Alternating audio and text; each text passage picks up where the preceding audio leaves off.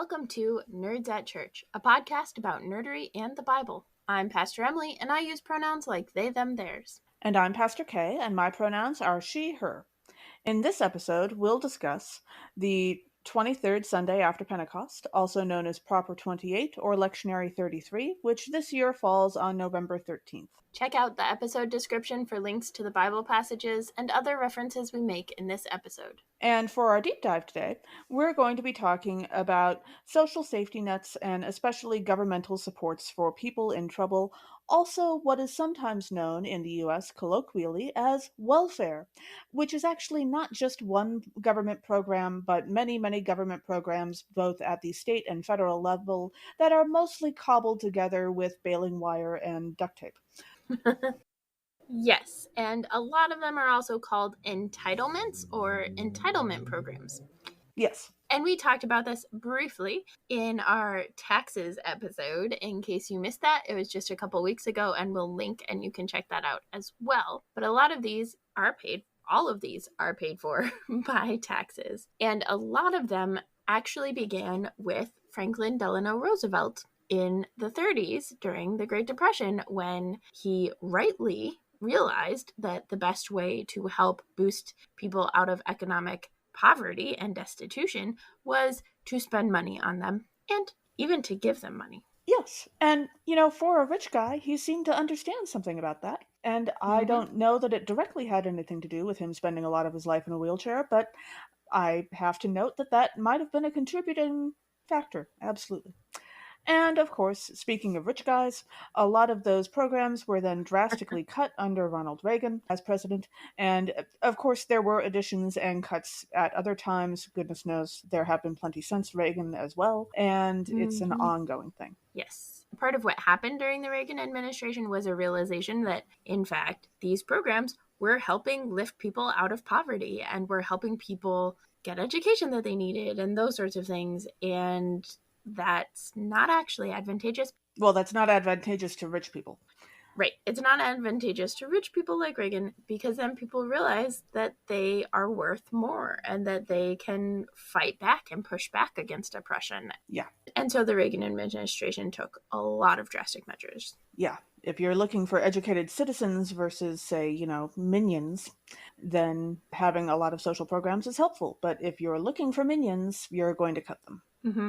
And you're going to demonize the people who use them. Yes. Which is where we get the term welfare queen. Thank you, Reagan. That was sarcastic in case you couldn't tell. Yes. Yeah. Yes. That's where terms like welfare queen, talking about baby mamas, baby daddies, like that whole framing of things is a tool of, like, traces back to the Reagan administration, but has taken many forms since then. But it's racializing and demonizing of using the social supports and the safety nets that the government created in a way that we don't for corporations with corporate welfare.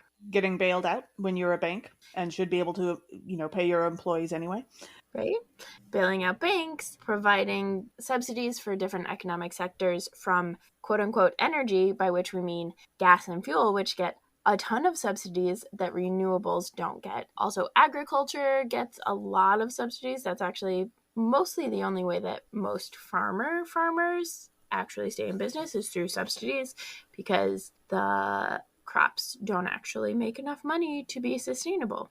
Yeah, and farming is very different across the country, of course. The real concept of having these safety nets is that, as many people have put it over the years, we all do better when we all do better. And it turns out that having a society where the lowest you can fall, as it were, is not actually that low, is a much better society to grow up in and to build a civilization in and to raise a family and be a citizen of in, than one that allows people to literally starve to death while billionaires exist. Mm-hmm.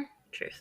So there are a lot of different categories within which government and social safety nets exist. One of the kind of most common that people think of is food, right? There are a lot of ways that the government subsidizes food on a recipient level. So we talked about agriculture, but we're talking about like the individual people using these things for this. So one of the main things is something called food stamps. We don't really call it food stamps anymore, and that's not the official term because, again, there's been a demonization of people who use food stamps. And the reality is that they are a huge support to families who aren't making ends meet and need to eat. And by family, we're using that term very broadly, right? It's a yes. household thing. And it turns out that providing support to those families actually provides support to the economy too. Because if they have money to buy food, then they buy food, and lo and behold, buying food supports the economy. Mm-hmm.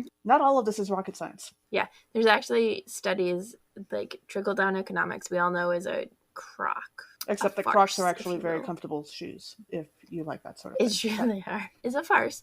But the way to spend government funds that has the greatest positive economic impact is literally to give poor people money. Yes. They will spend it immediately and they will spend it locally, and that will support all of the things. So, for example, as we said, food stamps. The other words that are frequently connected to food stamps are EBT, which is electronic bank transfer, which is just the system of how the money gets to the people who use them. And then SNAP, the Supplemental Nutrition Assistance Program, is what has been known as food stamps, but that is the thing that actually buys the food in the grocery store. There's a like debit card type of thing. Yes. You get your EBT card to spend your supplemental nutrition benefits with. Yes. And you can use those when you're doing online grocery orders too. So it's really helpful that way, especially for people who can't make it into the grocery store and need to do either pickup or delivery. But yeah. SNAP, and it's restricted on what you can spend it on somewhat. So you can't buy heated food, which is frequently actually what you need because you need something ready-made so that because you're working multiple jobs and trying to make ends meet. Yeah. So it's restricted, but not super restricted. Right. Whereas you may have also heard of the WIC program, which is Women, Infants, and Children program, which specifically supplies nutrition assistance for families with small children and people who are pregnant. And it is specifically aimed at making sure that those people receive a good, balanced diet. So the stuff that qualifies for WIC tends to be a little bit more restricted because my understanding is that you can't really buy junk food with it. You can buy things like milk and vegetables and bread and stuff like that. Yeah, when I was in Minnesota, I was helping somebody with that, and they have like pictures of like you get this many gallons of milk, you get this much beans. If you do canned beans, you get this. If you get dry beans, you get that. So there's some choice specific of what you qualify for, but it's very specific. And after you give birth, if you say that you're using formula, they give you less. Right. If you say that you're exclusively breastfeeding, they will give you more stuff. So yeah. And given the fact that breastfeeding is, not magic and not necessarily easy for everyone, that turns out to be uneven in general. And then, of course, many people are familiar with the public school free or reduced lunch program. Generally, signing up for that involves almost as much paperwork as signing up for some of these other programs. Specifically, historically speaking, these programs have caused some amount of trouble in two ways. One, generally speaking, you were turning the paperwork into the school, and the school did not always have perfect systems for maintaining confidentiality, and so that caused a number of problems. Although I believe now that most of this stuff is electronic and you can submit it all online, it's a little easier in that you're not going to have somebody shuffling papers on a desk all day. And also the issue with public school free and reduced lunch has been the way that the students obtain their lunch when it is lunchtime. Very often they would be given a different colored lunch card than their classmates, when really there's no need to do that. Like, they qualify for lunch. They are supposed to be given a lunch. Why do you have to give them a different colored card that says that they get free or reduced lunch? There's no real point to that. Like, the lunch lady doesn't need to know any of that. Yeah. And one of the changes, so during the pandemic, everybody just got free lunch, and that those programs actually frequently carry over into the summer when school is out and you can still go to the school, and anybody under the age of 18 could get a free lunch. That either has ended or is set to end.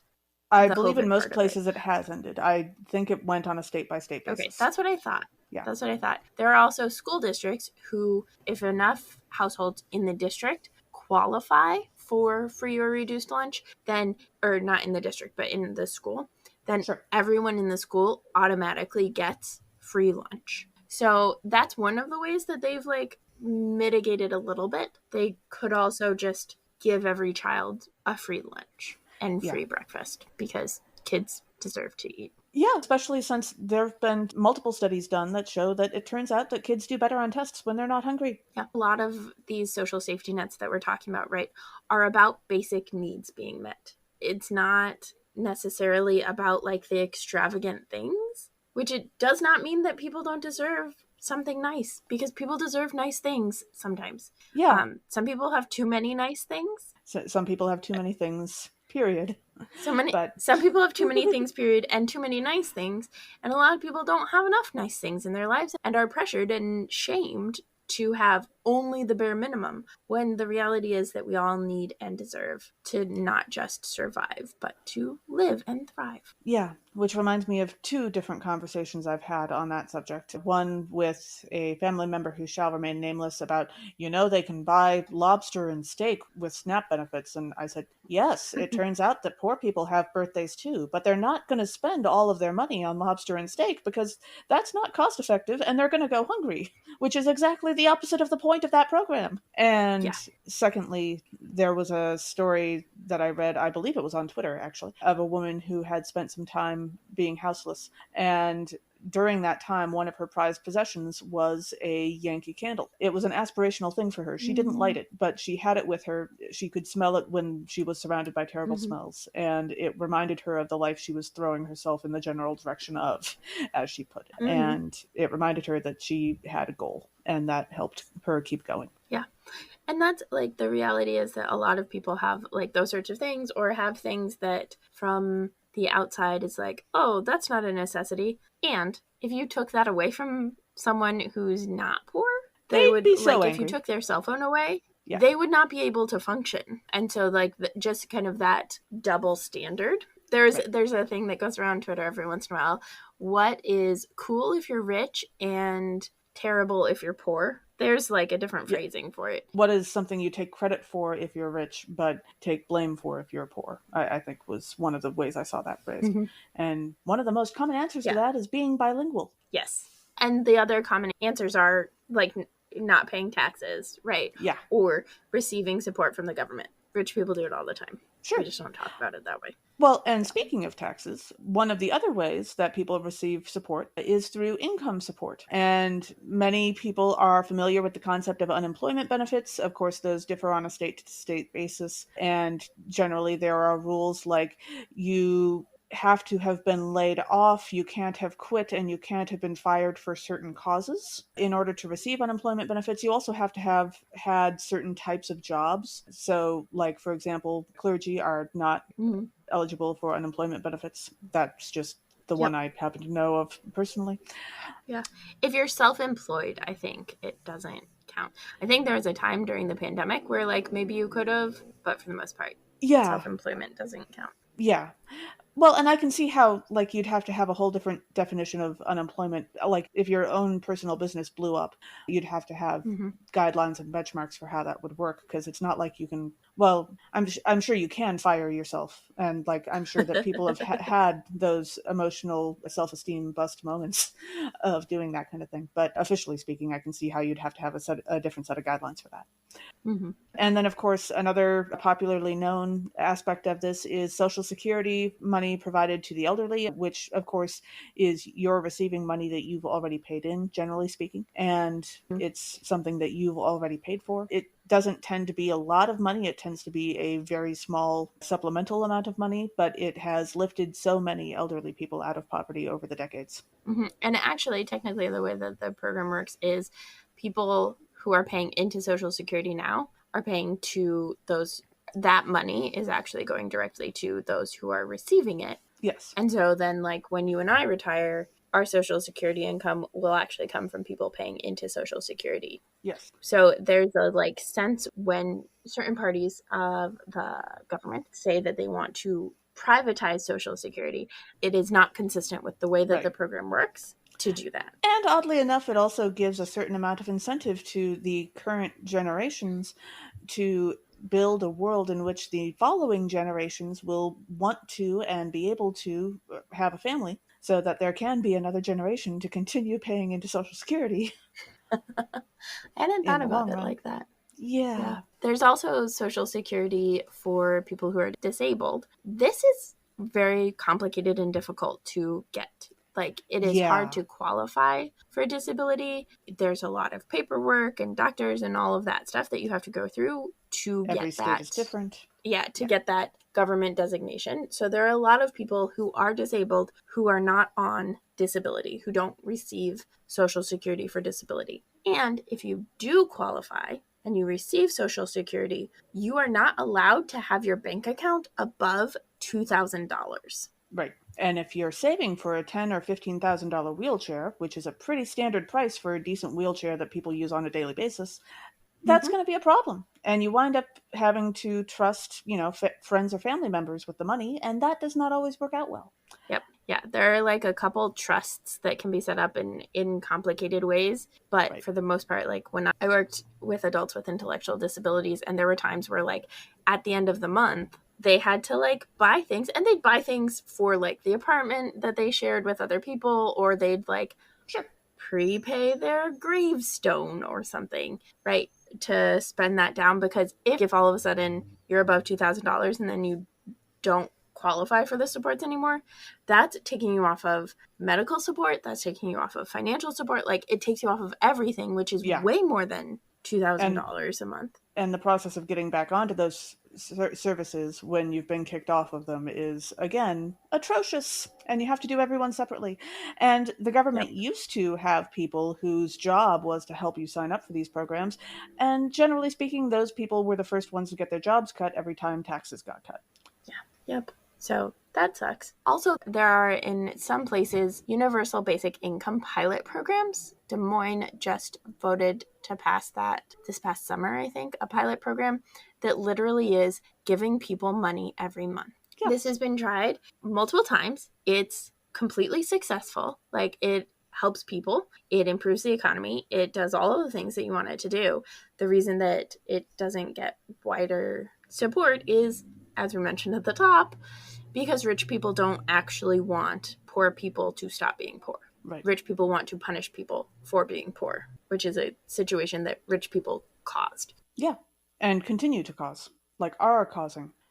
Yeah, that's why it's not spreading more right now, but that is part of what we can work towards as a collective, because we have enough automation and technology to actually be able to afford to pay people just to exist. Yeah, absolutely. And these systems of helping those in need may also sound familiar to you if you're familiar with how they are structured in the Bible. In the Bible, there's the concept of giving alms, ALMS, which is basically giving to charity, giving to those in need. Frequently, that money goes to orphans or widows or very occasionally travelers, and those were groups that were well known in that time and culture as folks who simply did not have many economic options for ways to support themselves. Also, in the Bible, we find, as far as food benefits go, there's the whole story with Ruth and Naomi and the gleanings at the edge of the fields that were left for those who were in need, which later got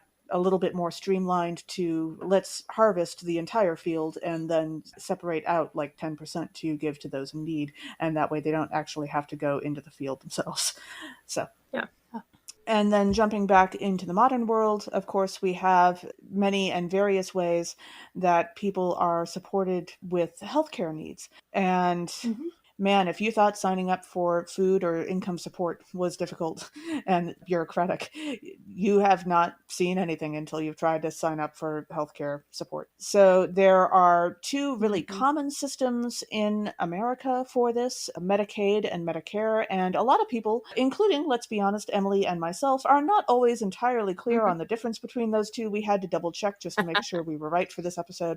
Medicaid is the one that is for folks who are below below a certain income level and has recently been somewhat expanded. And Medicare is the one for people who are over the age of 65. For Medicaid, Yes. it was expanded state by state, and so not every state chose to expand it. It was expanded under Obamacare. Also, for Medicaid, just because you get covered doesn't mean that everything is actually free, and it doesn't mean that you get the same level of coverage as people who don't qualify for Medicaid and who pay out of pocket or who pay with marketplaces. The Obamacare marketplaces give subsidies. Like, that's another way that this happens, is if you don't qualify, they will give you discounts. And those are actually tax credits. They give you ahead of time. And then if you don't get them right, you have to like pay some of it back. Right. Because why not make this more difficult for everyone? Yep. I've been on Medicaid and I've used the marketplace to get discounts and stuff. And it's a pain, but it's also possible and super helpful when it does work. Yeah. Also, who among us is not looking forward to Medicare, even as I have heard so many people turning the age of 65 complain about the bureaucracy and the confusing paperwork and the fact that you have to talk to 14 different people in order to get it filed correctly. And then, of course, there's the welcome to Medicare doctor's appointment at which you are not allowed to talk about literally anything else. But aside from those issues, Medicare means that your cost of health care goes down significantly after you turn 65 for the vast majority of people. And it's a huge help. And gee, wouldn't it be great if everyone could, have that? Yes. Medicare is tricky when it comes to like long-term care, like long-term nursing facilities, and also doesn't cover everything. So there's a lot of people who will have a plan B or a plan D. They have a supplemental plan in addition to Medicare. Yeah, I guess I'm coming at this assuming that none of these programs cover everything. Like, all of these programs have limits. All of these programs have things that they don't pay for or they don't help with. And so these days, even like so-called normal private health insurance, it used to be back in the 90s that there were health insurance plans that were, in my family, often called Cadillac plans, where you paid a higher premium and they covered literally everything. You didn't even have to worry about copays. You could do anything you wanted with that program if you had that particular health insurance. And these days, even the so-called really good health insurance programs mean you're still paying for a bunch of stuff. So yeah, there are a couple, but those are usually like with Kaiser Permanente, where they have an all in-house, like it's all in the house. And so yes, you cannot go anywhere else under any circumstances. Yep. And a good way to remember the difference between Medicaid and Medicare is that the political push is for Medicare for all, not Medicaid for all. So that's the Medicare for all is remove the age limit. Yeah. Which would be great. But speaking for things that all people get, in the Bible, Jesus provides healthcare for literally everybody he encounters. So Jesus is a great example of healthcare for all. He does not put restrictions and requirements on healing people. There are a couple times where he asks questions. There's one time that he pushes back, but he still even after being a jerk, heals the Syrophoenician woman's daughter. So. And it's not like he unhealed the supposedly ungrateful 9 lepers, he didn't give them leprosy again. That's not how that worked. Yep. Yeah. And with Jesus, of course, there was no difference between where you lived and whether or not you qualified for his health care, unlike in America, where Medicaid has wildly different guidelines for signing up in different states, and receiving those benefits varies significantly. Yeah. And part of that is which states have chosen to expand and which states have not. And part of it is also cost of living is very different in California than it is in South Dakota. Yeah, that part actually makes sense. But yeah, but it's used in ways that are unhelpful. Right. And then, of course, one government benefit that supports those who cannot help themselves, which isn't always grouped under this type of benefit. In my experience, it doesn't usually come up in these conversations, is the foster care program for those children whose parents cannot care for them. And while we all acknowledge that the foster care system is far from perfect and definitely has some really interesting state-by-state differences, among other things, it is, generally speaking, filled with people who are actually genuinely trying to help. Sometimes they are not trying to help in the most helpful way, but they are, by golly, trying. And we do appreciate their work. Yeah. Part of the tricky part about foster care is that foster parents and foster families receive support, especially financial support, Yes. that they can pass along and provide for the child or children. And they are supposed to pass along to those children. Yes. And so there's, the level of corruption there of people who don't. They're also desperate for more foster families right now. And so that's a part of it. Yeah. But also, like, that support is not necessarily given to the families and the parents and caregivers of those children, right? So it's, you can't provide for this child, and so we take you and put them in a different situation and give support in a different way. It's not that simple. There's a lot of, like, more complex things, but it's... Right. Whereas if the family of origin was receiving that support, maybe they wouldn't need the help. Or maybe they wouldn't need the children to be taken out of the home. Yep. Also, one of the other complicated parts of the foster care system is the way that it impacts Native American children. The Indian Child Welfare Act came into being to protect Native children from being taken away from their families and put in white families where their culture will be more or less erased from their identity. Right. This is bad. And as we talked about in our genocide episode, that is literally a step in the process of genocide, is to destroy someone's culture. Like, that is a form of genocide. And so the Indian Child Welfare Act says if you are removing a child from their immediate family, then you need to place them in their community, either with extended relatives or something else, as the priority. Right. It doesn't keep it always from happening. It doesn't keep white people from adopting Native children, all of that stuff, but it is intended to support and help. It is also in the process of being gutted by the very corrupt Supreme Court that we currently have, that is gutting all of the things and overturning all of the precedents because they can. And of course, the reason we put that rule into place in the first place was because America had a history of committing exactly this type of genocide for generations. And we realized, hey, maybe we should stop doing that. And now, we're not so much. Trying to go back. Yeah. Also, part of the treaties with Native tribes historically has been that the United States government, in exchange for all of the best land and without proper enthusiastic consent, right? Like, to be clear, any treaty that happens on this land did not happen out of goodwill on all parties.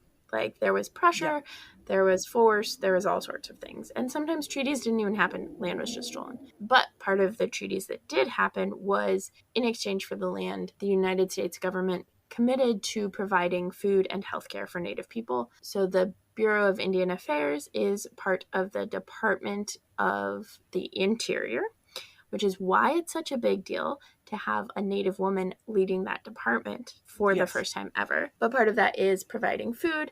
And this is not like the food that was native to Native people. This is X amount of flour, X amount of fat, X amount of this, sugar, X amount of that. And so that's like, when Native people talk about fry bread, like, there is a cultural thing about fry bread, and also a complicated thing because it comes from the materials that the U.S. government gave them without considering the plants and meat and vegetables and stuff that actually has historically been part of their diet. There's pushes now to move back towards that with different programs, particularly on reservations. It's complicated, but there's like pushes towards having like buffalo jerky or those sorts of things for folks. And healthcare, the Indian healthcare system is doing the best it can with what it has and where it's at, and they don't have the resources that they need to provide adequate care. And so that's a lot of it. And there is, from primarily white people, a pushback of they're getting this for free. And just a reminder, their people have been slaughtered and they have been removed forcibly from their land. And they're independent nations. They're sovereign nations that also are within our borders because it's complicated and you have to do legal things. But they are sovereign nations that we have harmed. And broken the vast majority of our treaties with. Yeah.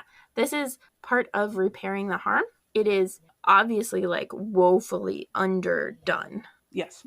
But it's part of what we should be doing, and we should be doing more. Yeah. And then, of course, there is governmental support for people who need help with their utilities, which comes in a variety of forms. One is internet discounts. You should actually check it out. So this one is actually not the hardest one to apply for. It's tricky because you have to have the right names in the right places. But if you qualify for any of the other government programs like SNAP or Medicaid, then you will qualify. That's an automatic qualification for internet discounts. And then like you can reduce it. So that's a federal program, but also some states have a program as well. So like Maryland adds on another amount of money to that amount that the federal government gives. It's really handy, speaking entirely from experience. Yeah. Also, water. So in many big cities, you're not allowed to shut off somebody's water, and you're not allowed to shut off somebody's heat or electricity, depending on the season, those sorts of things. Doesn't mean you can't rack up a whole bunch of overdue bills and stuff, but there are programs in Baltimore. There's a program called Water for All, where you can apply to have your water bill covered. And it's a pain of an application, as with all the other stuff. Oh, sure. But in the application process, you tell them how much water it is, all of that stuff, and then they will either give it to you monthly or they'll give it to you in a lump sum. And then you can, if, for example, the city of Baltimore at one point got hacked, and so nobody could pay their water bills for a year, and then all of a sudden they wanted you to pay all of your water bill for the entire year all at once, this Water for All program might actually like help pay down some of that debt. Yeah. Also, just forgive it at that point. Yeah, that would be nice. Many different parts of the country have programs that can help you pay your electricity bill if you're in need. This is especially dire in places where your electricity keeps you alive in certain types of weather, such as if you live in a very hot climate and you need air conditioning in order to, keep breathing that long. And so just being able to keep the lights on does a remarkable amount for increasing your standard of living. And I personally am very familiar with furnace funds or heating funds that exist to help you pay your heat bills in the winter. In Minnesota, this is one of those places where they are legally not allowed to turn off your heat, but also there are a lot more furnace funds here than, say, in South Carolina, as you might imagine. And they do very good work. And I have talked to those folks through many interesting conversations, including one unfortunate incident where a friend of mine who was going to have the money in like 3 weeks to get her furnace repaired, but didn't have the money to get it repaired right then. And it was the first week of January. So, she didn't really have 3 weeks to wait.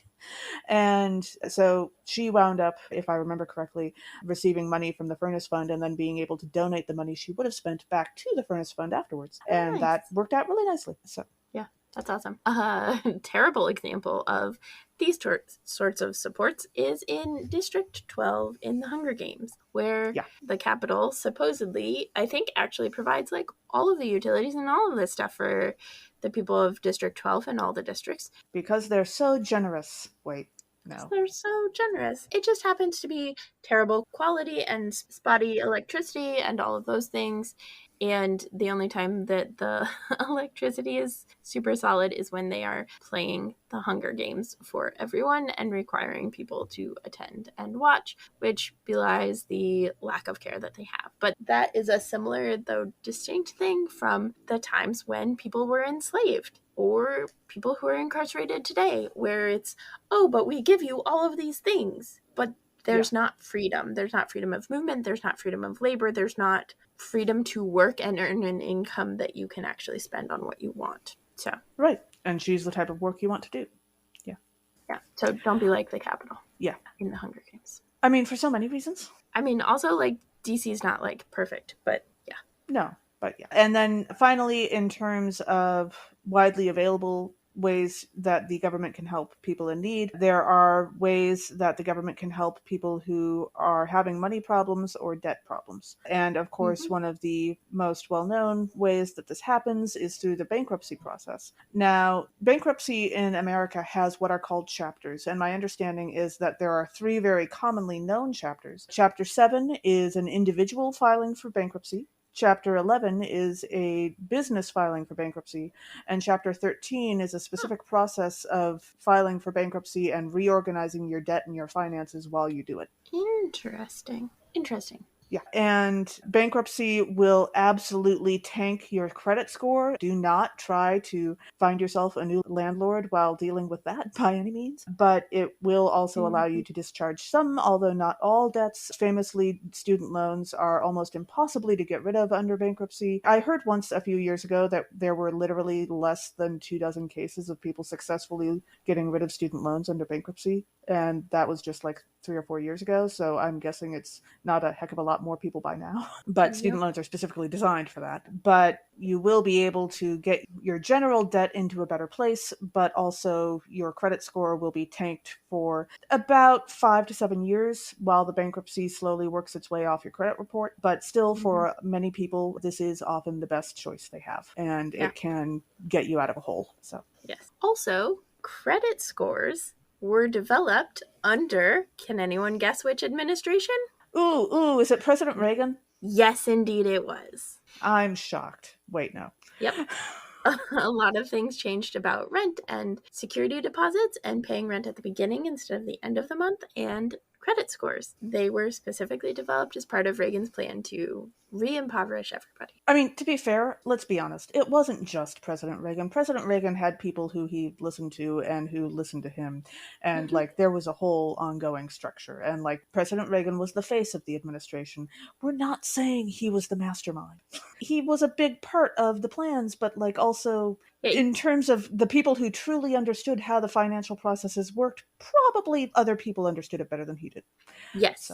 He probably was all for the idea, and then yes. everybody else Other actually had to people figure it figured out out. the details. Yeah. Yeah. Yep. There's also some other forms of debt forgiveness. So recently in the news, President Biden has promised to forgive student loan debt up to $10,000 or $20,000, depending on the person, as well as the public service loan forgiveness program, PSLF, which if you work in a public service thing for 10 years, then you can get it forgiven. That deadline has now passed. So if you haven't done it then, good luck. Sorry. And then also, there's places that do medical debt forgiveness that buy up medical debt that has gone to collections for pennies on the dollar and then just forgive it. There have been several churches who have partnered with those sorts of programs to do that. It's not necessarily a government thing, though many, if not most, hospitals and medical systems, especially hospitals, will have financial aid available.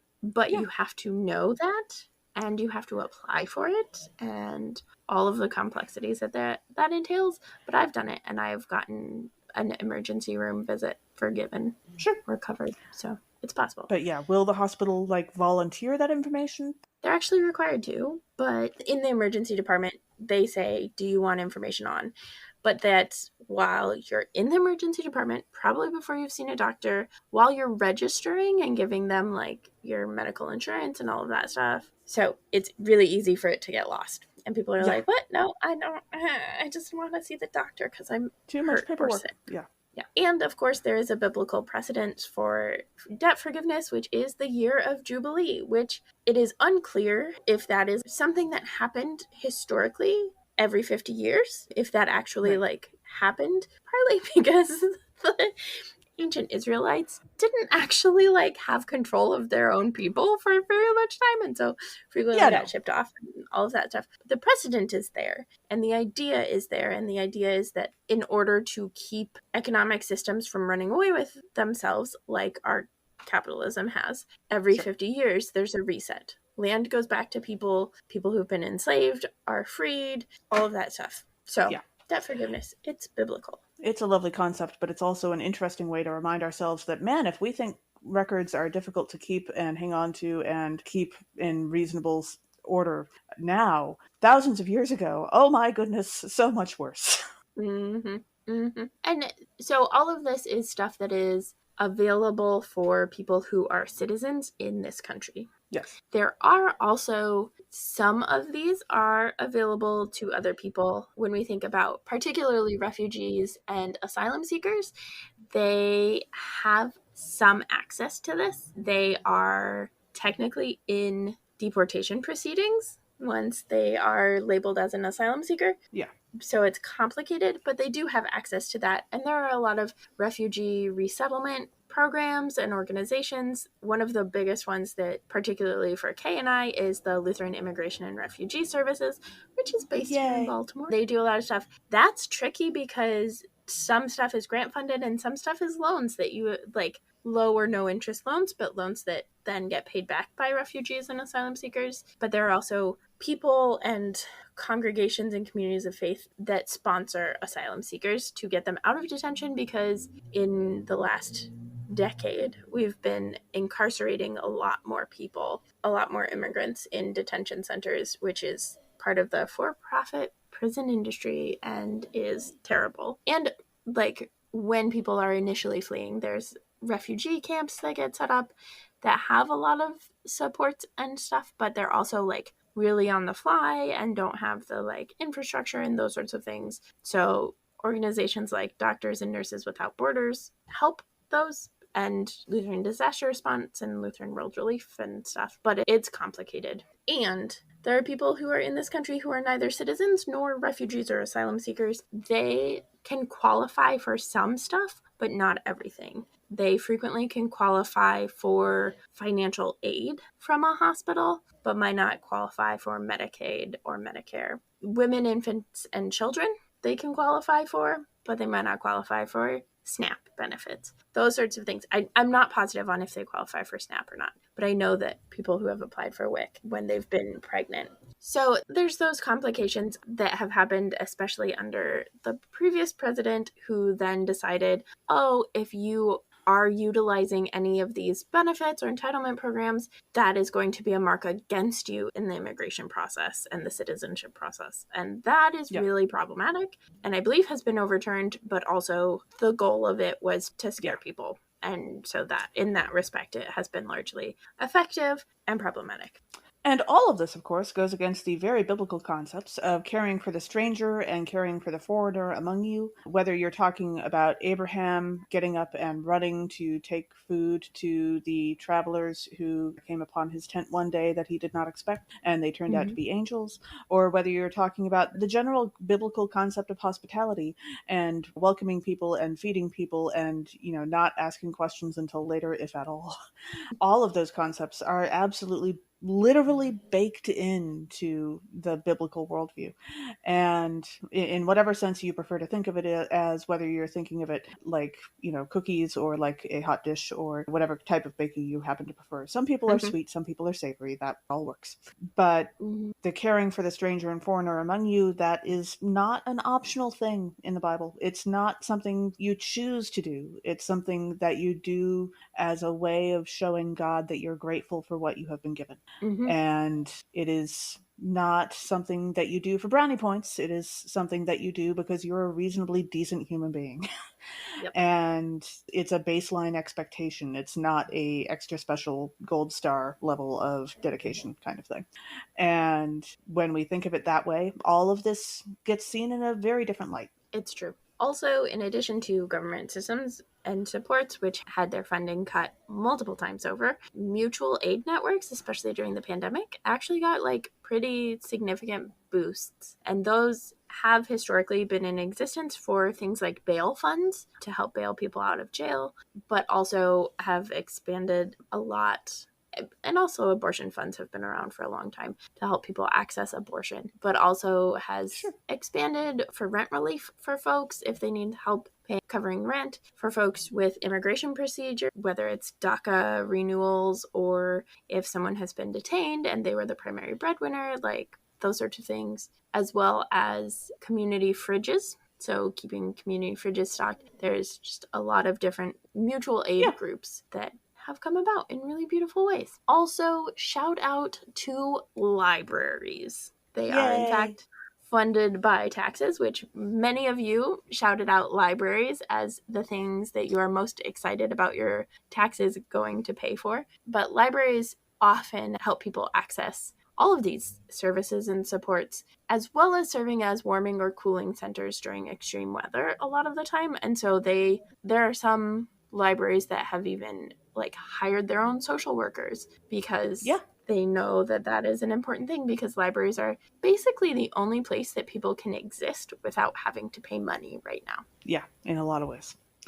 Yeah, and libraries have been around since like forever, like the Great Library of Alexandria, which also provides a great help to Laia in Ember in the Ashes before it gets burned to a crisp. And most librarians, especially the ones that Kay and I know, but most librarians are actually pretty awesome, unlike Madame Pince. But she probably just takes after the author. And I've read a couple fan fictions where she turns out to have some interesting personal qualities. So that concept exists. Yes. But if you want fictional concepts of awesome librarians, I highly suggest Magdalena Brooks of the Library of the Stars in the October Day series. She is a very kick-button, take-names kind of person and does a wonderful job of helping people find the information they need in a peaceful setting, or close to peaceful, as close as you're going to get under those circumstances. Yeah.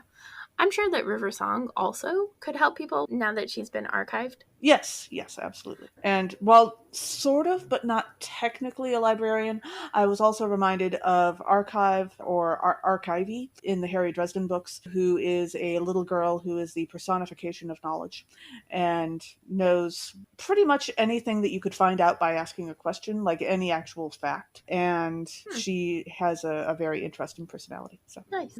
Our first reading for this episode is Malachi, chapter 4, verses 1 through 2a. That's right, folks. 1.5 verses.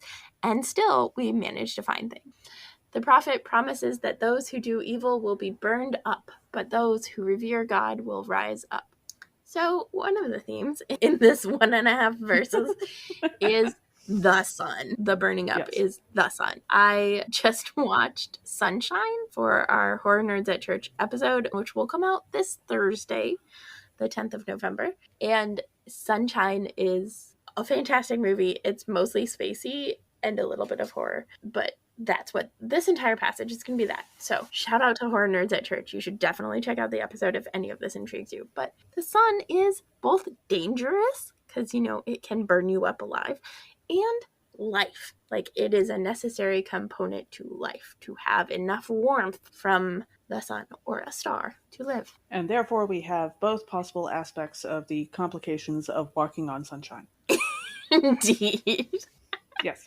Yeah, the characters, as we will see in my examples from Sunshine, definitely. They kind of sound like the walking examples of It's Complicated. But yeah. So in verse 1, we read, "See, the day is coming, burning like an oven, when all the arrogant and all evildoers will be stubble. The day that comes shall burn them up, says the Lord of hosts, so that it will leave them neither root nor branch." Actually, I was going to say something else first, but first I would like to point out that when they say that the arrogant and the evildoers will be stubble, we are not talking about Viggo Mortensen's face. We are talking about stubble in the fields. We are talking about destruction, not, general gorgeousness in the Aragorn. Lord of the Rings movies. Yeah. I like that you think that's gorgeous, because I'm just like, no thank you. No thank you. I do not need facial hair at all. Kind of day I'm having. Yeah, I'm not usually a facial hair person myself, but there are the occasional guys that it really suits. But my original thought for this verse was, after talking about all of those government benefits and now thinking about arrogant and evildoers, that leads me to think about someone who would silence disability advocates and activists in favor of giving a larger platform to Nazis, a person who would fire an entire team dedicated to accessibility, or who would take away the legal protections provided for those fighting for human rights at risk of their lives. And I just want to remind our listeners that the destruction of Twitter is not just a wacky, fun internet story, although to be fair, there are wacky, fun aspects of it. Like, I'm going to be honest, some of it is pretty interesting, but it is also going to destroy a lot of ways that people in need have been getting help for the last couple of decades. And that is a serious problem. Gotcha. Yes, agreed. Also, in the second half of verse 1, as we read, the prophet says, "The day that comes shall burn them up, says the God of hosts, so that it will leave them neither root nor branch." And this reminded me of the scene in Sunshine, where on Icarus 2, which is a spaceship for most of the movie, there's a problem with the shields, and they're really close to the sun because they're trying to jumpstart the sun, basically. And something sparks in the place where they're, like, doing all of the oxygen production, which is to say where all the plant life is. And there's a massive fire that breaks out and destroys all the plants, and they're talking about like trying to contain it, and they actually like have to flood the oxygen and just get rid of everything in order to contain it. But it definitely like left them with neither root nor branch. Eventually they found a teeny tiny sprout, but that was it. So that was on the Icarus too. That's the name of the ship. And then in verse 2a, we read, "But for you who revere my name, the Sun of Righteousness shall rise." And this reminded me of one of the messages that Kappa, one of the characters, sends back right before they lose all contact. Sends back what his sister and her kids is, "If the day comes that the sun shines a little bit brighter, you will know that we have succeeded," right? Because he's so far away and they can't communicate regularly, and he has to send it, and then they're not going to be able to get the return message. So he just like informs her, and there's this like beautiful the imagery of that, and then like as it's portrayed in the movie when the sun shines brighter that day that they succeeded, and it's beautiful. Aww. Yeah, it's really cool. That's definitely a spoiler, but the movie is fantastic, and I will watch it multiple more times for sure. Cool. Yeah, I oddly enough read exactly that same half of that same verse because, you know, it was the only other option available. Speaking of great Sundays to like help introduce someone new to reading the scripture for your congregation that hasn't tried this before, if you just want to have someone try one reading, this might be a decent choice. There's no really complicated words in there. Yeah. No complicated words and 1.5 verses. Quite short, yeah. But reading verse 2a, which says, "But for you who revere my name, the Sun of Righteousness shall rise with healing in its wings." Well, of course, healing your wings is important when you fly close to the sun, right, Icarus? Mm-hmm. For the classic reference of Icarus flying too close to the sun and melting his very techie wings because they were made out of wax partially, and his mentor Daedalus was not able to keep him from doing so. Yeah, which we talk about in the Horror Nerds at Church episode on Sunshine, because both of the ships are Icarus 1 and Icarus 2, which is a whole fascinating thing. Why you would call... Yeah, that's like, inviting the self-fulfilling prophecy you don't want. Or possibly like just trying to work against superstition. Kind of like how the Catholic Church in 2006 tried to encourage people to name children born on 666, June 6, 2006, Damien, in order to reduce superstition. I have a vague memory of that. I didn't hear about that. It wasn't like super publicized or anything, but like that was apparently a conversation in the Catholic Church, just because they are very big on don't pay any attention to superstition. And I thought that was an interesting approach. So yeah. Interesting. Yeah, it is fascinating how Icarus, like the kind of the mythology around Icarus, comes out in the movie. Sure. And then our second reading for this episode is from 2 Thessalonians chapter 3, verses 6 through 13. The author reminds the readers that while Jesus is going to return, that doesn't mean they can just sit idly and wait. Life goes on, and treating others fairly still matters. Mm-hmm. So one of the themes in this passage is the idea of contributing to community, that it takes everybody in the community to contribute. And a great example of that is in Nightmare on Elm Street 3, Dream Warriors. Again, there's a Horror Nerds at Church episode about this. Funny how these two podcasts seem to overlap so much. Weird. It's almost like they share 3 words in their title. And so, anyway, in Dream Warriors, each person has a different like gift in Dreamland that like they get.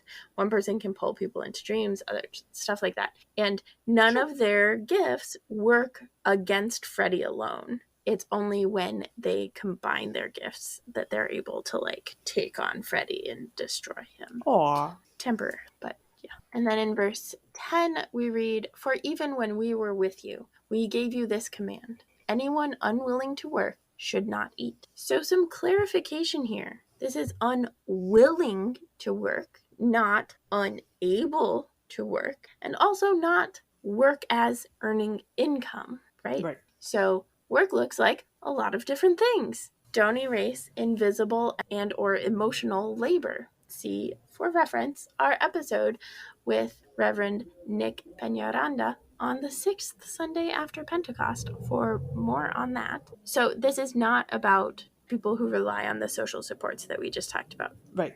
For more... Well, yeah, and speaking of, in verse 11, the next verse, we read, "For we hear that some of you are living in idleness, mere busybodies, not doing any work." So please remember that the only people able to not work and be idle in this time and culture would be, the rich. If you're not Mm-hmm. sure who the Bible is rebuking at any given time, ask yourself, could the Bible currently be angry at the rich somehow in this passage? And you'll be right often enough. When in doubt, just think of every rich person in the Bible as Lex Luthor, and you will almost certainly be getting the general feel of things correct. Yeah. Idleness, extravagance, modesty, all of those things Yes. geared towards rich people showing off their wealth. Right. Don't be like the biblical rich. And in verse 12 we read, "Now such persons we command and exhort in the Lord Jesus Christ to do their work quietly and to earn their own living." Again, talking about rich people not coasting and relying on other people's work to sustain themselves. So maybe don't buy an entire social media web thing and then brag about charging $8 for a blue check. Or maybe also don't try to make a deal with a famous author on the website of arguing yourself down from $20 to $8 for a blue check.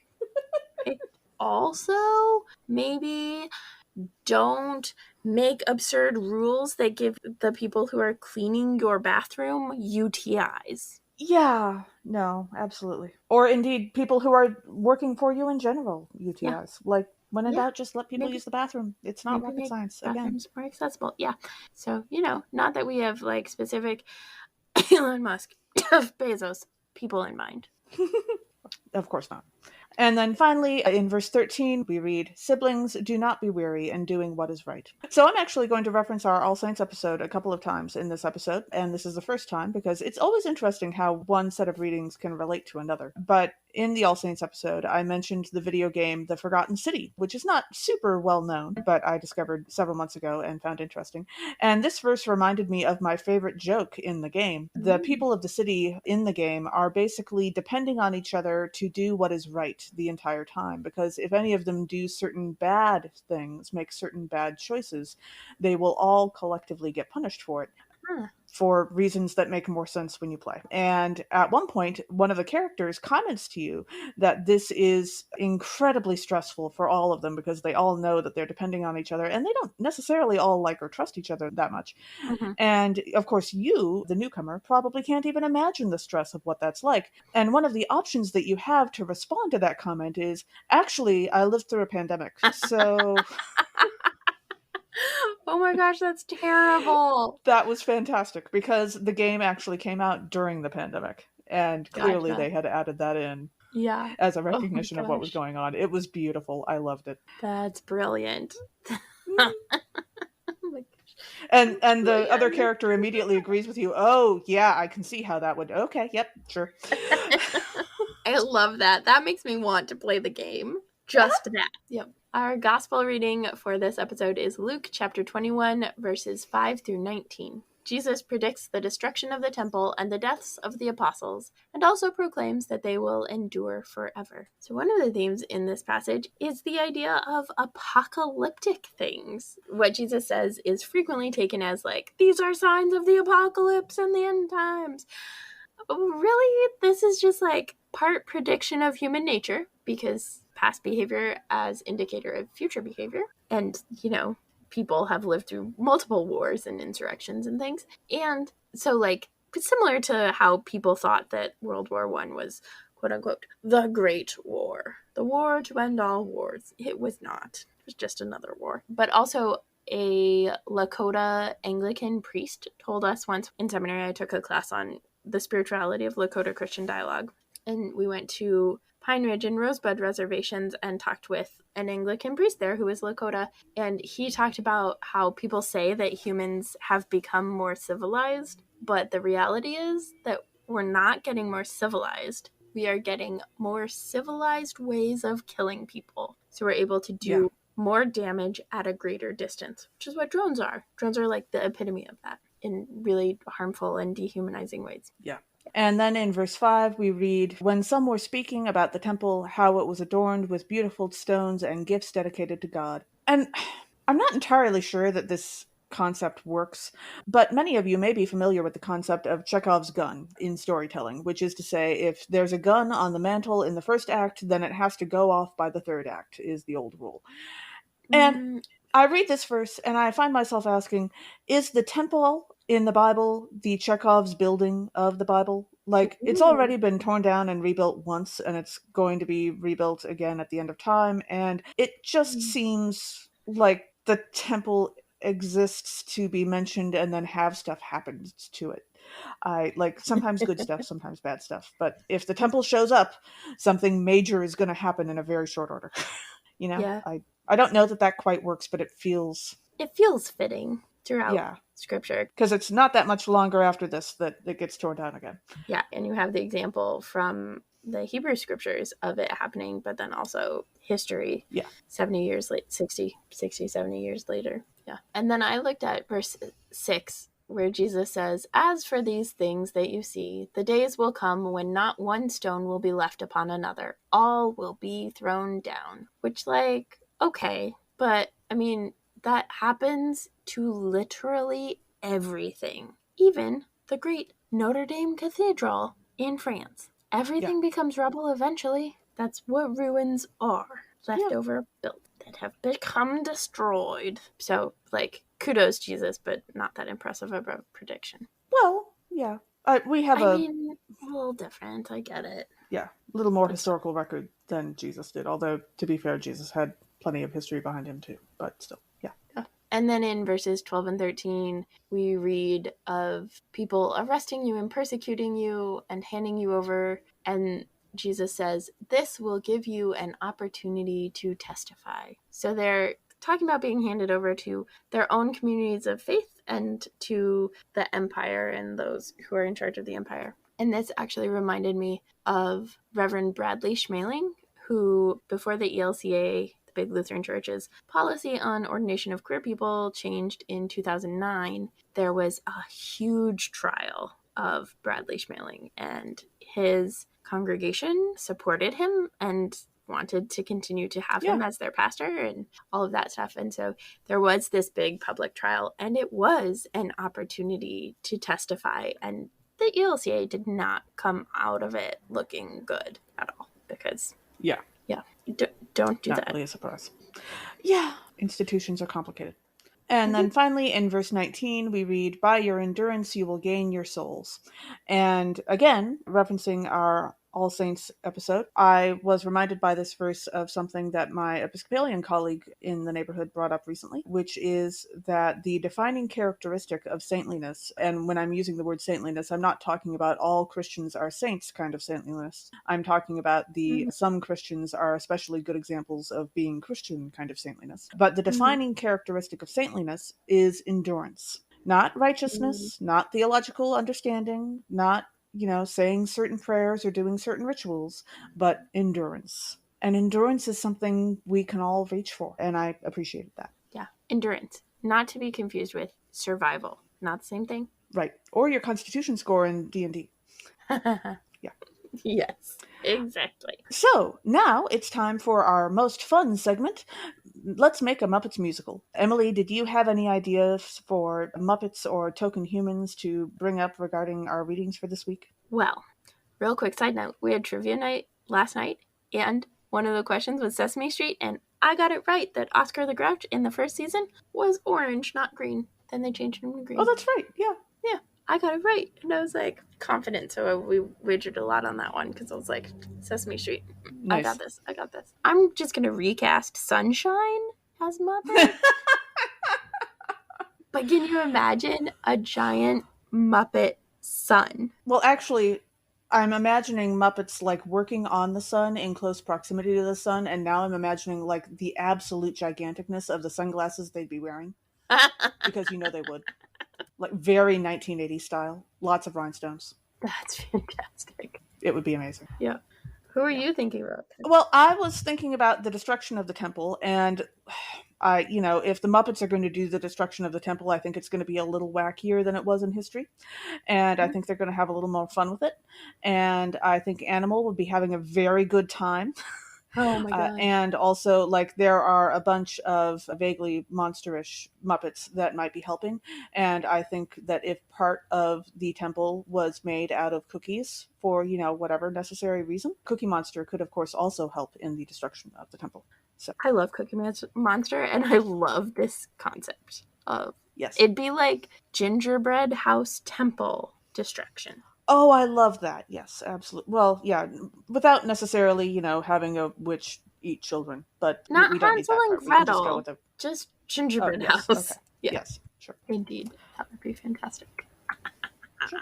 Sometimes I think that our listeners would benefit greatly from having a visual of my face. Like, they're missing out just a little bit, because sometimes my face is just like icing on the One cake. of these days, we're going to have to cast ourselves as Muppets. Oh, Because I think several of your facial expressions would be excellent with Muppets. But that is true. We'll see. Anyway, thanks for joining us, our dear listeners. Catch us next time when we'll discuss nerdery connections to the scripture readings for Reign of Christ Sunday, also known as the last Sunday in the church calendar. This podcast has been produced by us, Emily Ewing and Kay Rohloff. For more fun, check us out on Twitter and Facebook at Nerds at Church, or contact us at nerdsatchurch@gmail.com. also, if you like what you've heard, rate us or leave us a review on Apple Podcasts, Facebook, or wherever you catch your podcasts. If you want access to our uncut guest episodes and interviews, live Q&As, and more, support us on Patreon at patreon.com/nerdsatchurch. It's cheaper than ripping down a very ancient biblical temple and then building it back up again. It's true. Even if you use gingerbread, it's still cheaper. Yes, absolutely. Especially good gingerbread. Good gingerbread is expensive. And disgusting, because ginger is gross. Oh. Send us the hate mail, ginger lovers. Also, let us know on Facebook or Twitter who you would cast for Let's Make a Muppets musical for this episode. Or for Sunshine. As the ancient Christians said, Pax Vobiscum. Vobiscum.